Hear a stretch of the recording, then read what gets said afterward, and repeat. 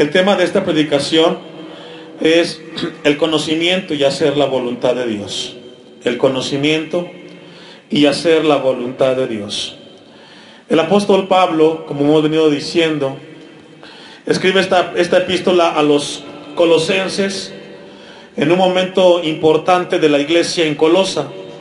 Esta iglesia fue levantada por Epafras, según la epístola, y es una iglesia a la cual el Señor levanta con mucha limpieza espiritual, por decirlo así.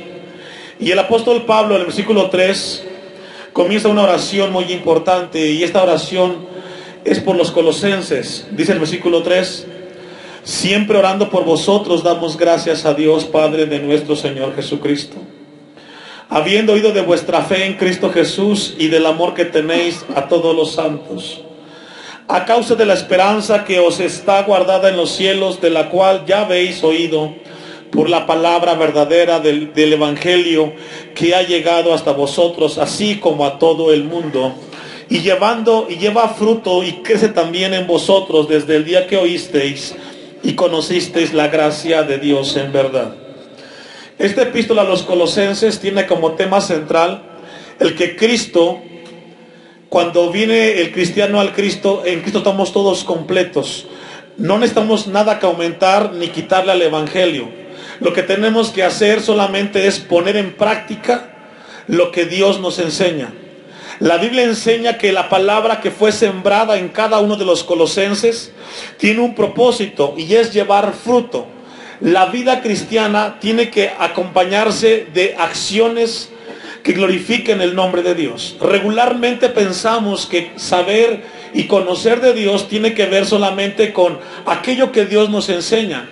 Pero lo que Dios quiere esta mañana enseñarnos como iglesia es que todo aquello que Él nos enseña tiene como propósito ser aplicado en cada una de las circunstancias de nuestras vidas. El Evangelio, además de que nos da salvación, también nos da las herramientas para aplicarlo en cada una de las áreas que nos toca vivir como cristianos.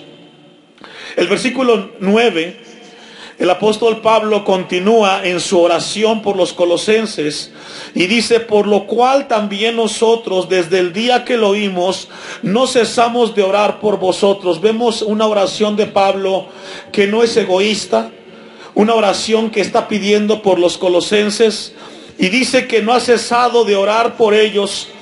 Y el versículo 9 dice: orar por vosotros y de pedir que seáis llenos del conocimiento de su voluntad. Una de las oraciones de Pablo por los colosenses es de que ellos fueran llenos del conocimiento de la voluntad de Dios. Cuando Pablo escribe esto es porque seguramente había un vacío en el corazón de los colosenses.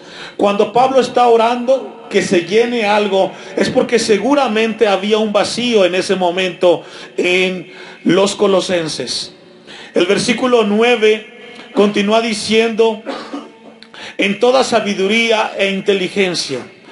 También Pablo habla acerca de que debe de haber un conocimiento que lleve a ser aplicado en toda sabiduría e inteligencia. Vamos a ver algunas citas en esta mañana con la ayuda de nuestro Dios y conocer un poco acerca de su voluntad en cada uno de vosotros. Romanos capítulo 6, versículo 19. Romanos 6, 19. La voluntad de Dios, para los que anotan, se refiere a la consagración total a Dios. Una vez más, la voluntad de Dios se refiere a la consagración total a Dios, y esto significa la completa separación de la vida y conducta de los del mundo. ¿Escuchó eso? Cuando la Biblia nos llama a nosotros a vivir y ser llenos del conocimiento de la voluntad de Dios, lo que Dios quiere es que entendamos que somos llenados de un conocimiento que tiene que ser distinto al mundo, y que tenemos que aplicarlo no como el mundo lo aplica, sino conforme la palabra de Dios nos enseña. Dice Romanos 6, 19: hablo como humano por vuestra humana debilidad. que así como para iniquidad presentasteis vuestros miembros, para servir a la inmundicia. Ahí vuestros miembros habla de los sentidos, el olfato, el tacto, el oído, los pies, etcétera. Para servir a la inmundicia y a la iniquidad, así ahora para santificación presentad vuestros miembros para servir a la justicia. Pablo está hablando aquí que de la manera como en otro tiempo, cuando no conocíamos de Dios, prestábamos nuestros miembros para hacer cosas que no agradaban a Dios. Por ejemplo, antes de conocer a Cristo, pues quizás muchos tenían problemas o teníamos problemas, por ejemplo, con la mentira, con el robo, con la violencia, para los placeres del mundo. De repente nos íbamos a recrear y no nos importaban las cosas de Dios. Invertíamos el tiempo en aquellas cosas pasajeras. A veces nos íbamos de parranda, qué sé yo, nos desvelábamos en las cosas del mundo, invertíamos el tiempo en hacer cosas que no tenían fruto desde el punto de vista de Dios. Pues ahora la Biblia nos enseña que de la manera como en el pasado nos dedicamos a eso, ahora nuestros cuerpos, nuestros miembros sean para santificación, para que Dios sea glorificado, para que Dios sea glorificado en cada uno de nosotros. Ahí mismo, el versículo 22, en el capítulo 6 de Romanos, continúo. Mas ahora que habéis sido libertados del pecado y hechos siervos de Dios, tenéis por vuestro fruto, ¿qué, hermanos? La santificación. Es decir, el cristiano es llamado a dar un fruto de santificación, de vivir una vida para Dios. La iglesia no podemos vivir como el mundo vive. El mundo vive pensando en el aquí y en el ahora. El mundo piensa que lo que tenemos hoy hay que disfrutarlo porque mañana no sabemos qué va a ser. Y uno no debe de pensar así. Debemos de pensar en el aquí, en el hoy, en el mañana y en el futuro. Es decir, las decisiones que tú tomas hoy, debes de entender las que te van a afectar para el futuro. Van a afectarle a tus hijos. Y tenemos que ser conscientes y cuidadosos de aquello que hacemos. El mundo, por ejemplo, hoy piensa y hace lo que tiene que hacer y no le importa las consecuencias de las acciones. Vamos a Primera de Pedro, capítulo 1, versículo 15. Primera de Pedro 1:15. Regularmente los seres humanos somos personas que nos dejemos guiar por nuestros instintos, por los impulsos. Eso es algo normal en el ser humano cuando no es cristiano. Alguien ilustraba esto, ilustraba este pasaje de Colosenses 1:10, 1:9 y 10, acerca de un pato, de una mamá pato, que tenía sus patitos. Para poder sobrevivir, ella les enseñaba a ellos qué hacer, qué comer y cómo hacer las cosas. Y sabía este animal que para poder subsistir tenía que hacerle caso al consejo de la mamá. Los instintos tenían que ser importantes para sobrevivir en la vida. Y eso ilustra que el ser humano es así. Para poder sobrevivir tenemos que dejarnos guiar por nuestros instintos e impulsos. Pero cuando llegamos a Cristo, ya no son nuestros impulsos e instintos, sino es la palabra de Dios y la voluntad de Dios que va a guiarnos a toda verdad y justicia. El apóstol Pedro escribe esto en ese sentido que le estoy compartiendo a usted. Sino, como aquel que os llamó es santo. ¿Quién nos llamó? Cristo. Él lo llamó a usted. Él es santo. Y todo aquello que se relaciona con Cristo tiene que ser santo de igual manera. No podemos acercarnos a Cristo con una vida manchada. Dice Pedro, sé también vosotros santos. Ahora, ¿a quién le está hablando? A los cristianos, a usted, a mí. Esta mañana Dios nos recuerda a nosotros que de la manera como Él es santo, también nosotros, los que somos hijos de Dios, somos llamados a vivir una vida apartada para Él. Dice el texto al final del versículo 15, que es muy importante: sé también vosotros santos. ¿Me ayuda a leer? ¿En cuánto? Es decir, con tus hijos, en tu casa, con tu esposo, con tu esposa, en tu trabajo, en todas las áreas. Es decir, el Evangelio llega a toda nuestra manera de vivir. Es imposible entender que los cristianos se sigan comportando de una manera inapropiada, de una manera en la cual no glorifica a Dios. El Evangelio es para que sea aplicado en todas nuestras áreas, iglesia. En todo lugar. No podemos seguir mintiendo como antes mintíamos.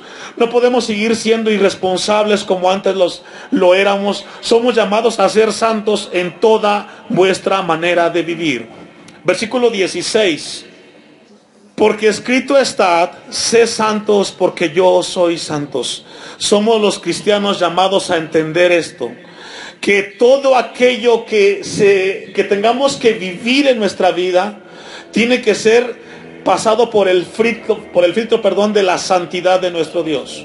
Cómo nos comportamos, cómo nos conducimos, tenemos que entender eso a la luz de la palabra de nuestro Dios. Vamos a buscar Mateo 22, 37. Mateo 22, 37. Vaya buscándolo allí en su Biblia. Mateo 22, 37. Es una palabra sumamente importante esta mañana para nosotros. La voluntad de Dios en cada uno de nosotros, hermanos, es que cada experiencia particular que tengamos individualmente en la casa tiene que pasar porque la voluntad de Dios esté en nosotros. Jesús les dijo: amarás al Señor tu Dios con todo tu corazón y con toda tu alma y con toda tu mente. Este es el primer y grande mandamiento. Y el segundo es semejante: amarás a tu prójimo como a ti mismo. Si logramos ver este pasaje con el contexto de Colosenses 1:10, 1:9 y 10, donde nos habla que seamos llenos del conocimiento de Dios, tiene que ver que en cada experiencia tenemos que amar a nuestro prójimo como a nosotros mismos. Así como amamos a Dios, tenemos que amar a aquel que tenemos enfrente. Y no ver tanto sus defectos, sino ver que también tiene virtudes. Y concluye el texto, el 40. De estos dos mandamientos dependen, ¿qué dice? La ley y los profetas. Es muy importante entender la voluntad de Dios. Él quiere que sepamos que de la manera como Él nos pide que amamos a Dios, tenemos que amar a nuestros prójimos. Tenemos que caminar en esa dirección. Una cita más, Jeremías 31:33. Jeremías 31:33. Por esto, dice Jeremías, pero este es el pacto que haré con la casa de Israel. Aquí está hablando a Israel como nación, pero este pasaje también es aplicado para la iglesia. Después de aquellos días, ¿cuáles días? Aquellos días cuando Israel pasaría por la cautividad de Babilonia, 70 años. Un tiempo en el cual Dios disciplina a Israel como nación. Pero este es el pacto que haré con la casa de Israel después de aquellos días, dice Jehová. Daré mi ley, ¿en dónde, hermanos? En su mente, y la escribiré, ¿en dónde? En su corazón. Y yo seré a ellos por Dios, y ellos me serán por pueblo. Cuando la Biblia habla en Colosenses capítulo 1, versículo 9, acerca de que Pablo ora para que los colosenses sean llenos del conocimiento de la voluntad de Dios, quiere decir que la palabra de Dios esté en su mente y en su corazón. Eso es muy importante, hermanos, que la palabra de Dios esté en nuestra mente y que esté en nuestro corazón. Si la palabra de Dios no está en nuestra mente y no está en el corazón, cuando tengamos que enfrentar ciertas dificultades, no sabremos cómo enfrentarlas, porque no habrá en nuestra mente esa luz. Mire lo que dice el apóstol Pablo a los Efesios. Acompáñenme a Efesios, capítulo 5, versículo 1. Efesios capítulo 5, versículo 1. Cuando la palabra nos habla de que Él pondría las palabras en nuestra mente y en nuestro corazón, tiene que ver que la vida cristiana, la conducta del cristiano tiene que ser conforme a la voluntad de Dios. Y vamos a ir a un pasaje que es un poco más claro para entender en qué áreas Dios quiere que seamos con la voluntad de Él en nuestras vidas. Dice Pablo, Efesios 5:1. Sed pues imitadores de Dios como hijos amados, y andad en amor. ¿Cómo tenemos que andar, hermanos? En amor. Como también Cristo nos amó y se entregó a sí mismo por nosotros, ofrenda y sacrificio a Dios en olor fragante. Pero fornicación y toda inmundicia o avaricia ni aun se nombre entre vosotros como conviene a santos. ¿Ni qué más, hermanos? Es decir, cuando Dios nos habla de que su voluntad esté en nosotros, debe de desaparecer la deshonestidad en el cristiano. Somos llamados a hablar la verdad. Y hay todavía algunos que son un poco inteligentes y a veces dicen medias verdades. Las medias verdades también son algo deshonesto para el cristiano. Les explico, para entender esta parte de la deshonestidad. Una persona fue y consiguió un carro prestado. Y cuando él fue y tomó ese vehículo, él fue circulando en la carretera. Y de repente alguien se atravesó, no respetando las señales, y golpeó el carro. El que iba con el carro prestado iba manejando bien, pero el otro vino y le chocó. Después de que pasa el incidente, ve el carro, no está muy mal, dice él, lo lleva de regreso y lo entrega a aquel que se lo prestó.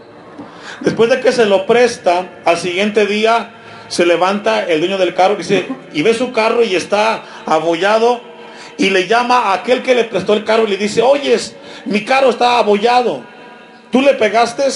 Y este hombre dice: no, yo no le pegué. Y en cierta manera es una verdad. Él no le pegó. Quien le pegó fue el otro. Eso es una media verdad. La verdad completa es: ¿sabes qué? No le pegué. Yo lo iba manejando, pero alguien me chocó. Y yo soy responsable de que el carro sea arreglado. A veces la gente es muy rutinario decir verdades a medias. Y eso no es correcto. Somos llamados a ser honestos en todo lo que hagamos. Versículo 3 concluye. El 4. Ni palabras deshonestas, ni necedades, ni truanerías. Esa palabra truanería habla de rezongar. ¿Usted ha escuchado a gente que son rezongones? Hacen las cosas pero ahí van, molestos. Sí, pero soy yo. Y la palabra nos llama a no ser así. Dice el versículo 4, que no convienen, sino antes bien acciones de gracias, porque sabéis esto, que ningún fornicario o inmundo o avaro que es idólatra tiene herencia en el reino de Cristo y de Dios. Si usted logra ver tanto la avaricia, la inmundicia, la fornicación, la tronería y la deshonestidad, son conducta. Eso no debe de estar en la vida del cristiano. Vamos a regresar a Colosenses, capítulo 1, versículo 9, para concluirlo y entrar al 10 rápidamente. Y de pedir que seáis llenos del conocimiento de su voluntad, en toda sabiduría e inteligencia. ¿Qué dice, hermanos? Espiritual. La palabra sabiduría es una palabra chokman en el griego, en el hebreo, que significa ser prudente. ¿Qué significa, hermanos? Las personas somos llamados a ser prudentes. Eclesiastés capítulo 8 versículo 5. Eclesiastés capítulo 8 versículo 5. Somos llamados nosotros a vivir en sabiduría e inteligencia espiritual. La sabiduría y la inteligencia espiritual, hermanos, son parte de la nueva naturaleza del Hijo de Dios. Y dice Eclesiastés 8, versículo 5, el que guarda el mandamiento no experimenta, ¿qué dice, hermanos? Es decir, si tú obedeces la palabra, nunca te va a alcanzar el mal. Por ejemplo, el semáforo que está en las calles para dirigir el tráfico, ¿para quién realmente, hermanos, está hecho los semáforos o las señales de tránsito? ¿Sabe para quién? Para aquellos que no la obedecen. Porque si usted llega a un crucero y respeta que tiene que hacer el alto, a usted nunca van a poner una infracción. Se la van a poner a aquel que llegue, que vea a los lados y aunque esté en rojo, se la avienta. Las leyes se hicieron para aquellos que las transgreden. El que no la transgrede, pues nunca le va a afectar. Por eso la palabra de Dios nos llama a nosotros a respetar y atender los mandamientos de Dios. Dice el texto, el que guarda el mandamiento no experimenta mal, y el corazón del sabio o del prudente discierne el tiempo, ¿y qué más, hermanos? Y el juicio. Somos llamados nosotros a discernir las cosas, a darnos cuenta de lo que puede ser malo o lo que puede ser bueno. Pero si somos sabios, somos prudentes. Ahí mismo, Eclesiastés 10:12, Eclesiastés 10:12, ya dijimos que la palabra sabio significa, ¿qué, hermanos? Prudente, prudencia. Las palabras de la boca del sabio son llenas de ¿qué, hermanos? De gracia. Mas los labios del necio causan su propia ruina. Una persona necia, según la Biblia, es aquella que se deja manejar por sus impulsos y por su corazón, que lo lleva siempre a hacer las cosas del mal. Una persona necia es aquella que siempre confía en lo que siente y en aquello que cree que es correcto. Hace un tiempo atrás le preguntaban a un cineasta, Woody Allen, acerca de su relación con su hijastra, porque él se casó y adoptó 2 hijas. Después de un tiempo se divorció de su esposa y se casó con una de sus hijastras. Imagínense, una edad de 30 años de diferencia entre el uno y el otro. Y le preguntaron a Woody Allen, vino un periodista y le dice, oyes, ¿qué puedes decir tú acerca de la relación con tu hijastra? Y él contesta y le dice, ¿sabes? Cuando algo llega al corazón y el corazón le gusta, no sabe qué pensar. Hay cosas que llegan a la vida y no sabes qué decir.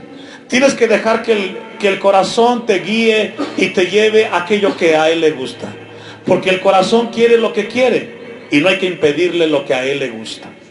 Fue la respuesta de este hombre inteligente intelectualmente para muchos. Dejándose llevar por su impulso, se fue y se acostó con la hijastra que él había adoptado.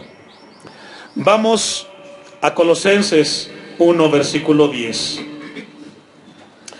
Pablo les habla a los colosenses que tiene que ser importante la voluntad en su vida, la sabiduría y la inteligencia espiritual. La inteligencia espiritual tiene que ver con poner en práctica las cosas de Dios. La inteligencia espiritual no es conocimiento más conocimiento, sino es un conocimiento aplicado a la vida diaria. Versículo 10. Para que andéis como es digno del Señor, le dice Pablo a los colosenses. Agradándole en cuanto, hermanos, en todo. Somos llamados a que nuestro Dios se complazca en todo, en todas nuestras áreas, llevando fruto en toda buena obra y creciendo en el conocimiento de Dios. La oración de Pablo en el versículo 10 pasa a un comportamiento que tiene que llevar consigo frutos. Frutos. El problema de la iglesia hoy contemporánea es que nos gusta conocer mucho de Dios, pero poco aplicar de aquello que sabemos de Dios. Hoy la gente, quizás somos hasta cristianos en la manera de hablar. ¿Cómo está, hermano? Dios le bendiga. Muy bien, hermano, Dios le bendiga. Y tenemos cantos en la casa cristianos, pero no vivimos como Cristo quiere que vivamos. A veces vivimos como perros y gatos, peleándonos, insultándonos, criticándonos, cuando somos llamados a dar fruto, dice el versículo 10, fruto en toda buena obra y creciendo en el conocimiento de nuestro Dios. Gálatas 2:20, vaya conmigo. Gálatas 2:20. Pablo declara en Colosenses 1:10 que una vida auténticamente cristiana es aquella que lleva fruto y que va creciendo de igual manera aquello que conoce de Dios. La nueva vida en Dios que Dios ha implantado en cada uno, hermanos, a través de Cristo, tiene que ver con la forma de cómo nos comportamos en cada una de nuestras áreas. Dice Gálatas 2:20, con Cristo estoy juntamente crucificado, y ya no vivo yo, mas vive Cristo en mí. Y lo que ahora vivo en la carne, lo que vivo ahora en mi naturaleza, dice Pablo, lo vivo ¿en qué, hermanos? En la fe del Hijo de Dios. ¿Qué significa eso? Que Pablo, de caminar siempre en su palabra y darnos cuenta que Él siempre nos guiará a toda verdad y a toda justicia. Somos llamados, hermanos, a dar frutos que glorifiquen el nombre de nuestro Dios.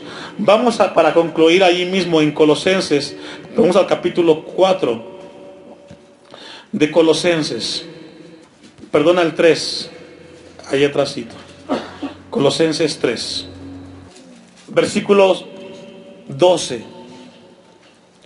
Vestíos pues como escogidos de Dios, santos y amados, de entrañable misericordia, de benignidad, de humildad, de mansedumbre, de paciencia, soportándonos, ¿cómo, hermanos?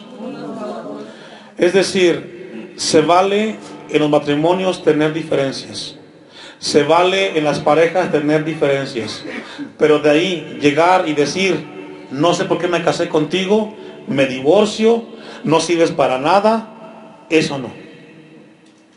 Porque así como se equivocó la otra parte, tú también te vas a equivocar en algún momento de la vida. Somos llamados a que como cristianos podamos manejar las diferencias. Porque son eso, hermanos. ¿Son qué? Diferencias. O dígame si usted no es, o si usted es perfecto. Nadie es perfecto. Por eso Pablo aquí sugiere, soportándonos unos a otros y perdonándonos unos a otros. Si alguno tuviere queja contra otro, de la manera que Cristo os perdonó, así también hacedlo vosotros.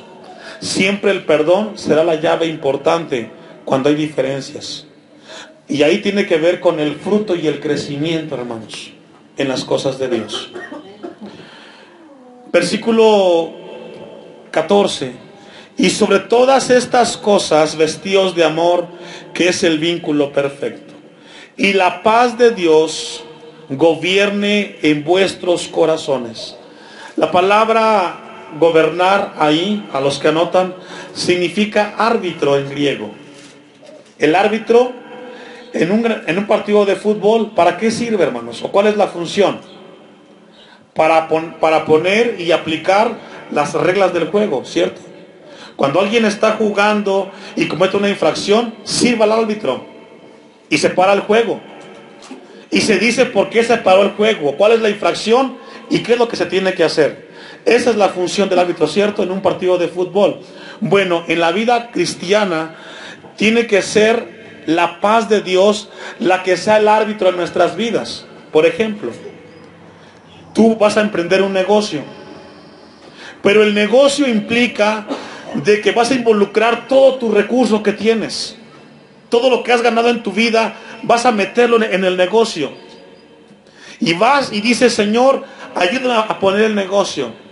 Si tú vas con Dios, Dios te va a decir, antes de que inviertas todo, tienes que dejar el 20% y no invertir todo lo que tienes.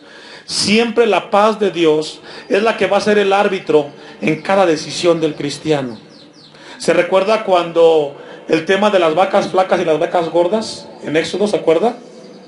¿Cuánto guardó José, hermanos? Un quintal, que hablaba del 20%. Nunca vamos a invertir todo lo que tenemos en un negocio. Invertimos un 80% y dejamos el 20%. Entonces, cuando la Biblia dice, y la paz de Dios gobierne vuestros corazones, significa que en cada decisión que tú tomes, siempre tiene que estar la paz de Dios de por medio. Si el negocio que vas tú a emprender, por ejemplo, o tu trabajo va a entorpecer que tú te congregues o que leas la Biblia, algo no está bien ahí. Concluye el texto, el versículo 15. A la que asimismo fuisteis llamados en un solo cuerpo, y sed agradecidos. La palabra de Cristo more en abundancia en vosotros, enseñándonos y exhortándonos unos a otros en toda sabiduría, cantando con gracia en vuestros corazones al Señor con salmos e himnos y cánticos espirituales. Solamente para concluir, hermanos, la palabra de Dios nos exhorta a que debe de abundar en cada uno de nosotros. Somos llamados a leer la Biblia. Somos llamados a escudriñar la palabra de Dios. Hay quienes solamente toman la Biblia cuando venían al culto. No, ábrala todos los días y leamos la palabra de Dios.